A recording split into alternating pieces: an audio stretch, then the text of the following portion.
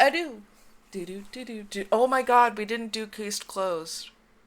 Oh no! Oh well, it's fine. That's my fault. That's 100% my fault. I knew we were missing something. It be that way sometimes. I can cover case closed on here Oh, should we give the listeners a sneak peek? and what they could be missing What they could be paying $1 for? every month. That's right. Oddities.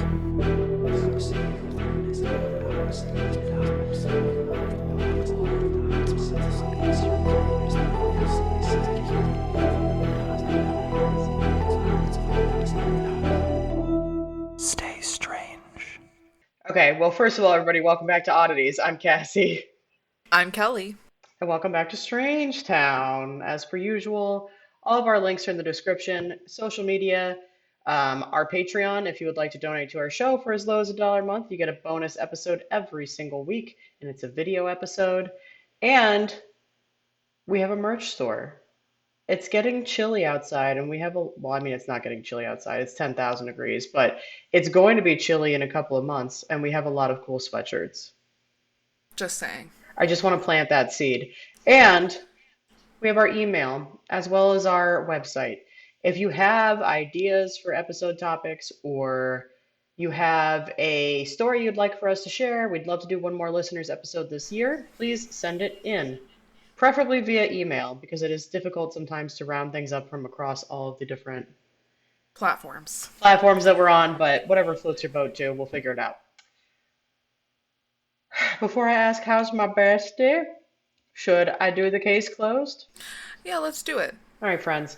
For those of you who aren't patrons, we do a case closed every week, and it's a small story that has theoretically been solved, although majority of the time we find that in fact we don't agree with the solution, but that's okay. Today's case closed is the Franklin expedition. In the spring of 1845, under the guidance and authority of a man named Sir John Franklin, an expedition set out from England to search for the elusive Northwest Passage, far to Canada's north. Comprised of two large and well equipped ships, the HMS Erebus and the HMS Terror. That would be my boat in a second. The HMS Terror. The expedition traversed treacherous, uncharted waters in their quest for exploration. Though many feared for the men due to the dangerous nature of the trip, few could predict the horrors they would face, and with no word or trace, both ships vanished. Last seen by Inuit tribesmen, the Franklin expedition would remain missing for another 170 years, and finally, in 2014, Canadian explorers stumbled upon the wreckages of the Terror and Erebus. Further investigation unraveled the grisly mystery of the crew's end. Though we know the fate of the expedition today, many still wonder what exactly went wrong to cause such a terrible tragedy. Maybe we should cover those. Yeah, I like it. Hmm. Anyway, case closed, I guess. I mean, they found him, but they don't know. It sounds like they don't know what happened. But maybe we can find out. I write sins, not tragedies. Anyway, how's my borsta today? It's been a week again. It's been a week, but I'm recording with you, and that just makes everything better. Thank you, bestie. I feel the same. At least your house didn't flood this week. Yeah, there's that. Or like whatever, like so we have that. Honestly, like, as far as my house go, things are looking pretty great in it. Just saying. Nice. Excellent. Um, I don't really have any complaints as far as my house. I'm just tired, and we went over why. Correct. Long story short, I'm just not leaving my house. And actually, I'm really not going to leave my house. There was a pretty gnarly fire in our town about 2 days ago on Thursday. Hmm. And it involved the junkyard. And over 100 cars in the junkyard set fire. So there was a lot of toxins that went into the air. And, I don't want to breathe that. So No. I'm just going to stay inside where I have air purifiers. And there you have it. Yeah, so maybe that's why I'm tired too. Who knows what was emitted into the air, honestly. It's true. There's probably a lot of questionable things. A lot of questionable things. But other than that, I'm doing well. I'm gearing up to get the kids ready for school. Keyword kids. I can't believe that it's time for both, and I can't, like, it just ended. I know it did just end. I am already sad because the littlest did not get the same teacher as the oldest. Dang. And I'm kind of bummed about that because I know how she functions. And I was like banking on that for a smooth school year. It'll be fine. You were worried about So, this first rodeo, and then it went great. yeah, but like, so I was focused on knowing how she works Mm, so that I only had to learn how another teacher works. Now I have to learn how both teachers work. mm, mm. So like it's going to be a learning curve, but other than that, doing fine. If I do anything today, it's going to be setting up the littlest desk. So, Exciting. That'll be fun. yes.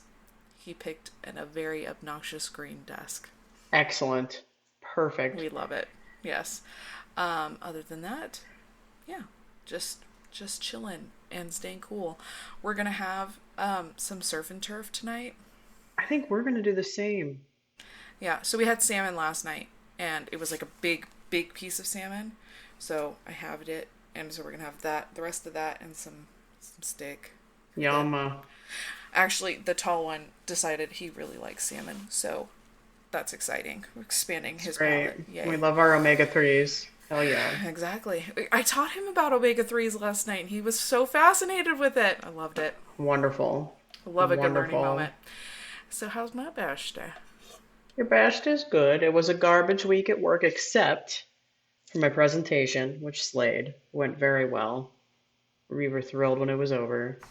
Got some top-notch, delicious birria tacos last night. That was great. Today, the big thing on my agenda, aside from recording with you and editing, is we are going to replace a light fixture in our entryway. I'm also, my mom's car, the check engine light is on for some reason. So we're gonna go drop that off at the dealer. So I'll be helping with that today too. And then I think I'm gonna maybe just like sit on my ass and like hang for a little while, you know? Are you gonna go roast in the sun for a little bit? Because you are a nice little I'm a brown brown berry. berry. Thank you. I roasted a little too hardcore last weekend and I got Uh oh. very, very sunburned in a couple of patches. It's much better, but I want to give it a couple more days and then I shall roast again. Love that for you, Like a though. rotisserie chicken. Yes, for those of you wondering, the blow up tanning pool worked flawlessly. I finished the entire book that I was supposed to read for my library book club that we're starting. We need to start Bestie Book Club. Yes, we do. Okay, we're in agreement. And it was 12 out of 10. Had a nice big old. I actually just went with a glass of wine last weekend. I had a couple of those while I was out there cooking. It was great. The cup holder, though, this is my one critique, is not big enough for this like really cool skull hand, I mean skeleton hand wine glass that we have, which is my favorite. So that was unfortunate, and so I had to keep getting out of the little pool and go over to our table that we have on the patio, which is like first world problems, but it's my only critique. Otherwise, it was a 20 out of 10 experience. I loved it. I loved the pictures I got. Best investment I've ever made in my life. Here's my thing. I want to get it, but at the same time, it even if I'm sitting in water, it's still too hot to be outside. That's my concern. Cause like 109. No, it's like unsafe. Ours, Yeah. it was 98 last weekend, and then we had See, a like lot of that's decent to be humidity. outside in, like it's okay, but I'm consistently dealing in the hundreds. Okay, first of This all, summer has nobody, been horrendous. you guys chose to live in California. I'm just saying. I agree with you, but like this has been the worst summer.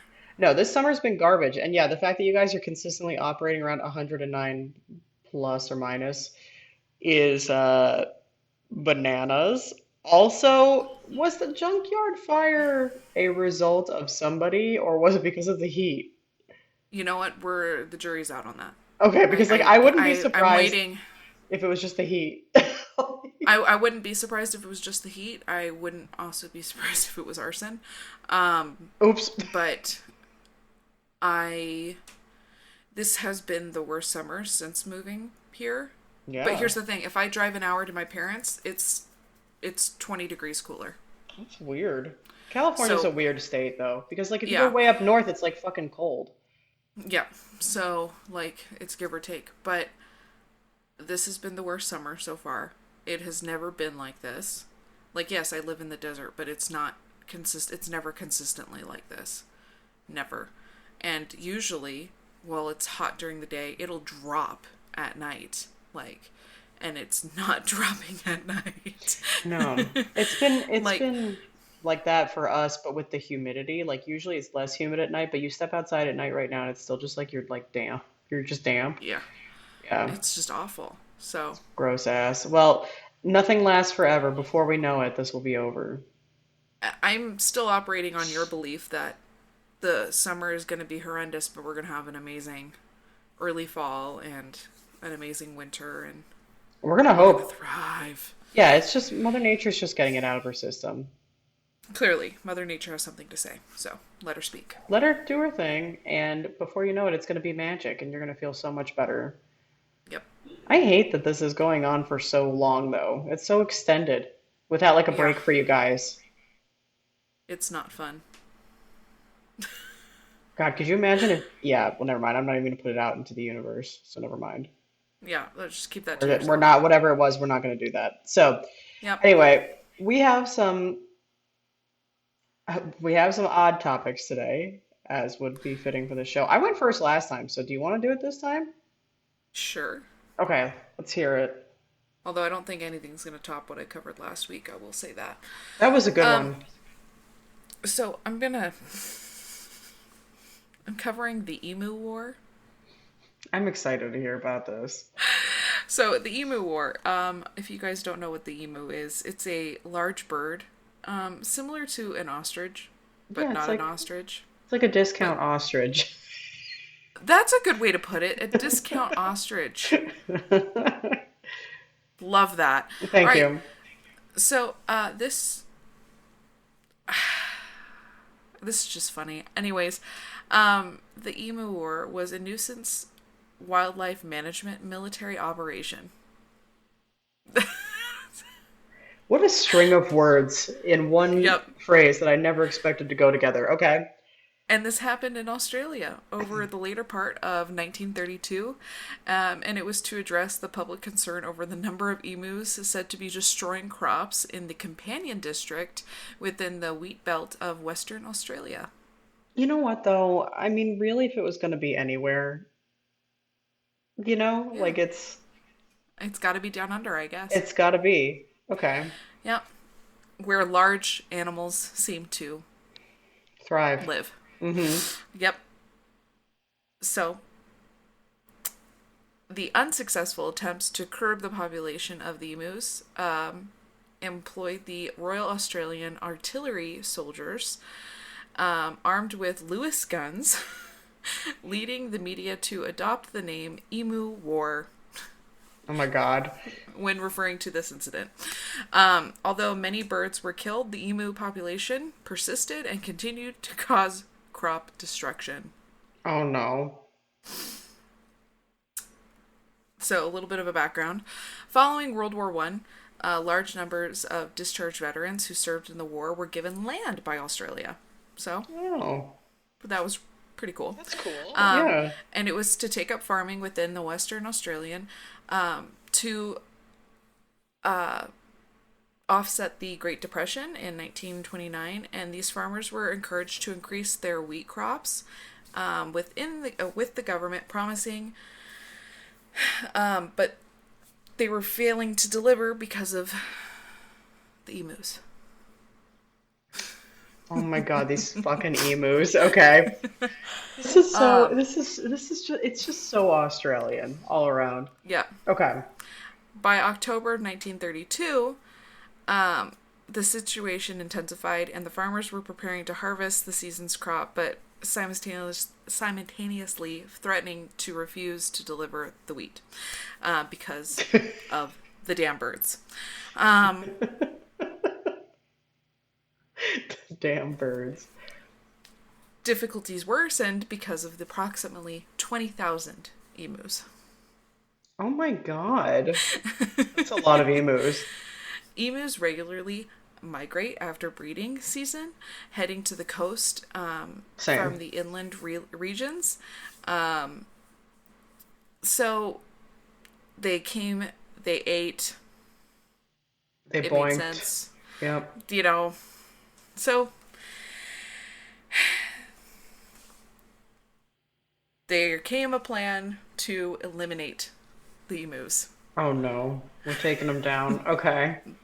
So here's the war.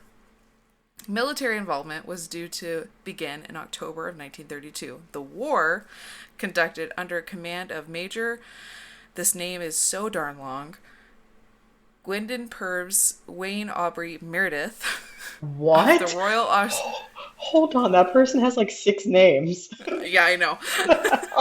Of the Royal Australian Artillery's 7th Heavy Artillery, with Meredith commanding soldiers Sergeant S. McCurry and Gunner J. O'Haran, armed with 2 Lewis guns and 10,000 rounds of ammunition. The operation was delayed, however, by a period of rainfall because that caused the emus to scatter over a wider Oh area. no.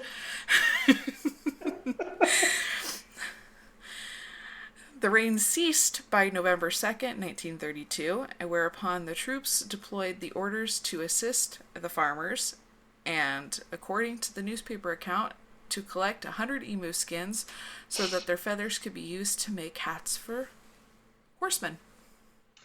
Oh. So they wanted to make use out of the I emus at mean, least, yeah, at least you they know, weren't just like, yeah, good on right. it.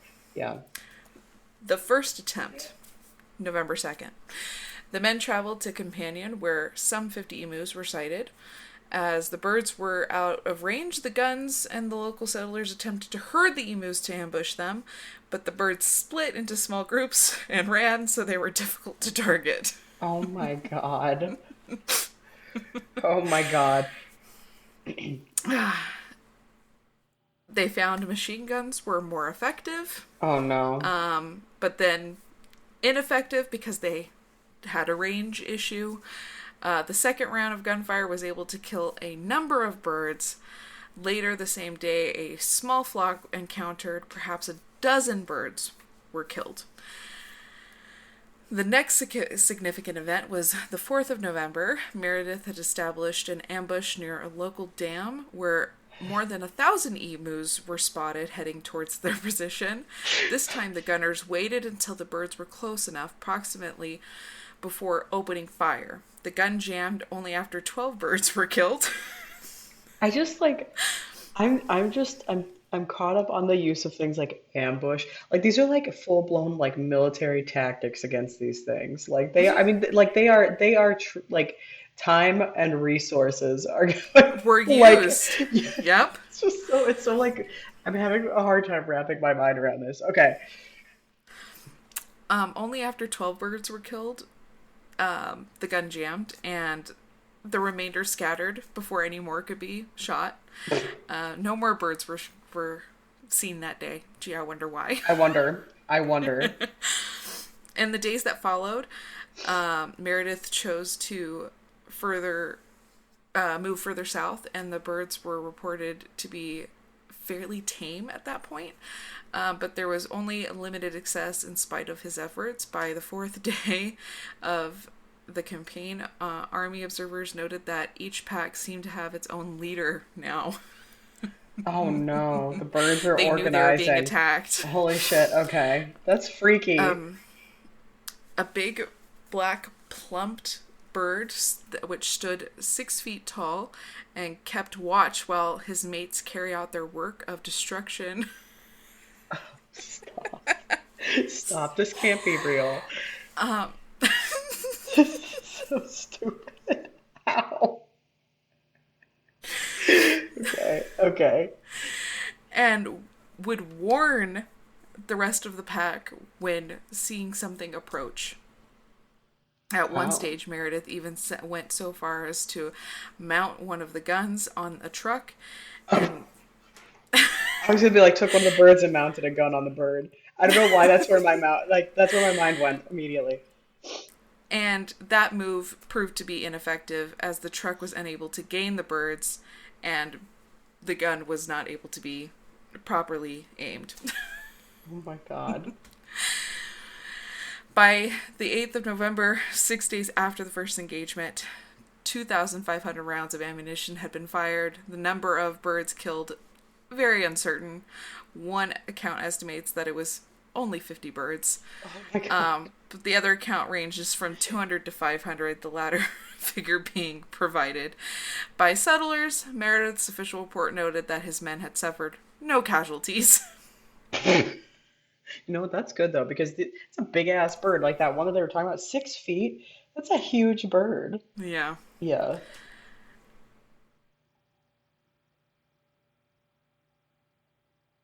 This this was not ending well. Yeah. On 8 November, the members of the Australian House of Representatives discussed the operation following the negative coverage of the events in the local media that included the claims that only a few emus had died. Pierce and Meredith withdrew the military personnel and the guns on 8th of November. Oh After my withdrawal, God. Meredith compared the emus to Zulus and commented that the striking of the emus, even while badly wounded, if we had military division and bullet carrying capacity of these birds, it would face an army of the in the world. They can face machine guns with invulnerability of tanks. They're like Zulus, whom even dum-dum bullets could not stop. Oh my God. This is the That was the most second attempt. this was the most ludicrous thing. Yep.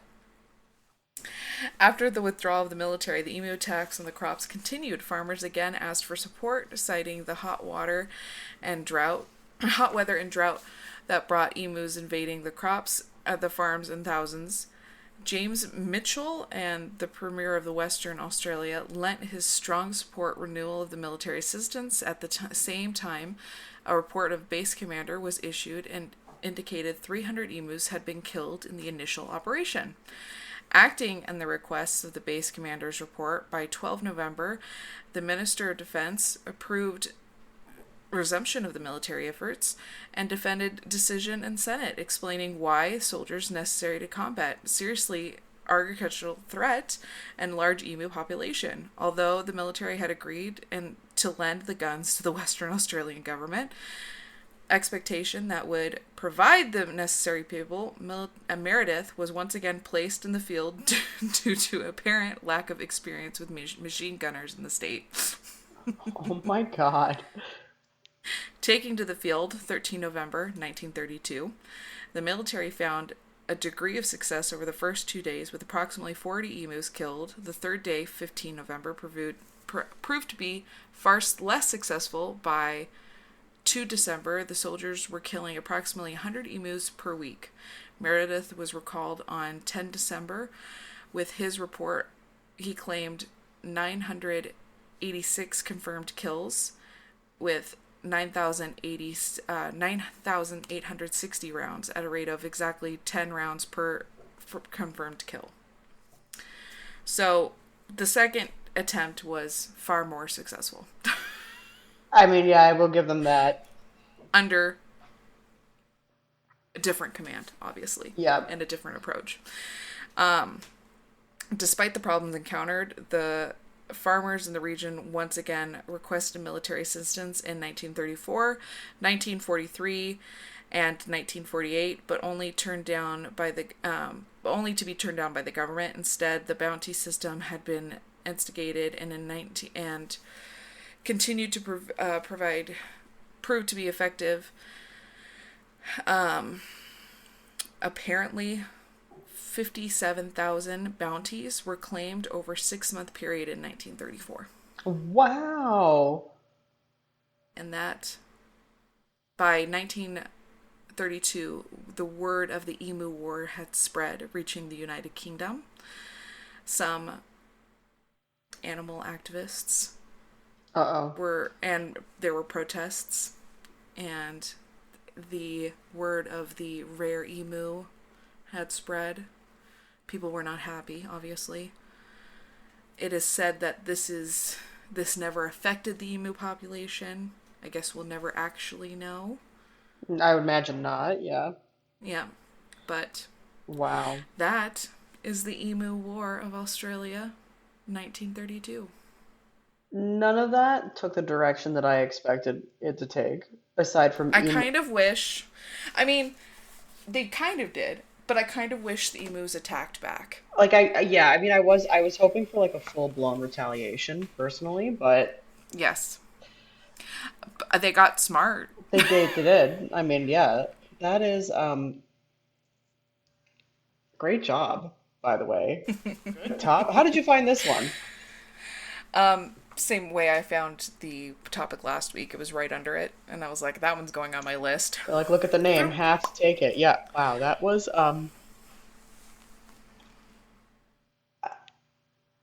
I'm so glad we do this show. I learn about so many bizarre things thanks to you. Well done. That was fun. I feel bad for the emus, but also I Emus are so cool. they are so cool. They're freaky and they are huge. So, um, this is a very Animal Kingdom episode. For Yes! I am covering the Faceless Fish. This is from this is some freaky shit. This is from Cousin Caitlin. Thank you, Cousin Caitlin. Thank you, Cousin Um, Caitlin. so I would encourage people to look up the Faceless Fish because this is also a very Australian episode actually. Because this happened Did off the not plan that. we did not. This happened off the coast of Australia. So definitely look it up sometime. It's freaky. I'm gonna look it up right now. You should definitely look it up. It's okay, so 140 years separate the discovery of the faceless fish and then its reemergence as a social media star. So we're going back a handful of years. 2017, this remarkable and bizarre looking deep sea creature was discovered in Australian waters by scientists. They were exploring the abyss, the depths off the east coast. Of course, this is a deep ocean thing. I mean, how can it not be a deep ocean thing? So anyway, Yeah. they found it. They brought it aboard the CSIRO research vessel. It's the Investigator, Why and does it they. look like that? I know, I know, I know. And if you look at it too long, like it somehow it gets worse. Yeah. Yeah. So No. when they first got this thing on board in 2017, they were like, "Holy shit, we found a new species." One of the senior collections manager at the museum's Victoria said, quote, "We were off Jervis Bay and a gorgeous large specimen of this really long round-headed fish came up that seemingly didn't have eyes. It had quite large nostrils, a big bulbous head with a body that tapered away to nothing, and a little mouth under the bottom of the head." And he was on board with this guy named John Poganowski, who is part of the Australian National Fish Collection, which is I don't know, that's so Australian. But anyway, Yeah. they thought that they had hit the jackpot. They were like, "Oh my God, like take tissue samples, we're gonna do like molecular analyses, like start taking pictures. This is like a crazy thing." But then they took a look through the history books and it revealed that the faceless fish had actually originally been collected by another deep sea exploration vessel, the HMS Challenger, in the 1870s. Could you imagine the 1870s? They haul up this bitch. They'd be like flinging holy water on and like shit on it. They'd be like, It's a witch! it's drown it. Wait, it's a fish. Um, so Burn it! apparently, on these expeditions, they bring a lot of literature on board to help identify specimens as best as they can because they're surveying waters that may not necessarily have been adequately surveyed or at all really before, and so they don't really know what to expect. And they found this to be very odd. And the one guy, John, was flipping through a guide to cusk eels of the world and came across the picture of this. And it's there's an illustration from 1878 from from like back when they discovered this on the Challenger, and it's actually a really good illustration, by the way. But anyway, it's they were like I guess they had posted about this on Twitter and they were like looking on it later that day, and someone had posted a picture of the fish from the original report, like this like sketch. And he's like, there it is. It's it's the faceless fish. That's what we have to call it as a common name. Its scientific name is the Typhonus nassus. Um, and once the new specimen hit the internet in 2017, it became like a viral sensation. So Yeah. I decided to I took the liberty of looking up some facts about the faceless fish. So its scientific name is, like I said, Typhlonus nassus. It's derived from the Greek typhlos, which means blind, and onos, meaning hake. Nassus is a Latin reference to its nose, so altogether, it's a large-nosed blind hake, is what. Is that Okay. All right. if that's not my new favorite insult, like I don't know what is, I dig it. right? It's now also commonly known as the faceless cusk, Cusk. So the faceless fish had been documented living at depths of up to 5 kilometers in the Arabian Sea and off the coast of Indonesia, Papua New Guinea, Japan, the Marianas, and Hawaii. Not surprised it's near the Marianas because I believe that's right where the Mariana Trench is, which is like crazy deep and all sorts of Yeah. weird shit's hanging out over there. But the HMS Challenger left the UK in 1872, traversed the world's oceans for 4 years collecting samples of different deep sea species. Um, the Challenger had found the first specimens of this thing to the north of the Indonesian band of Sulawesi and in the Coral Sea off of northeastern Australia. And these creatures were found living between 2,150 and 2,440 fathoms, which is up to 4.4 kilometers deep by today's standards. What I didn't take the time to do on this is look up kilometers to feet. I'm not good with that. So, out of curiosity, I'm going to do it now. Okie dokie. Let's see. 4.4 kilometers.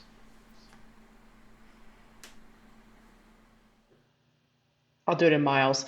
It's almost 3 miles deep.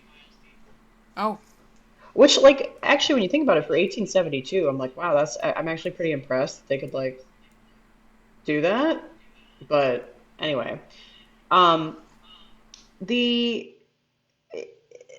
fish of this nature that live that deep, they have to have specialized adaptations to thrive at that level. So life in the deep sea overall is quite difficult. There's pressure, temperature, not much food, no light from above. They have extremely well developed sensory organs, so they can not only find their prey, but also they can avoid becoming prey.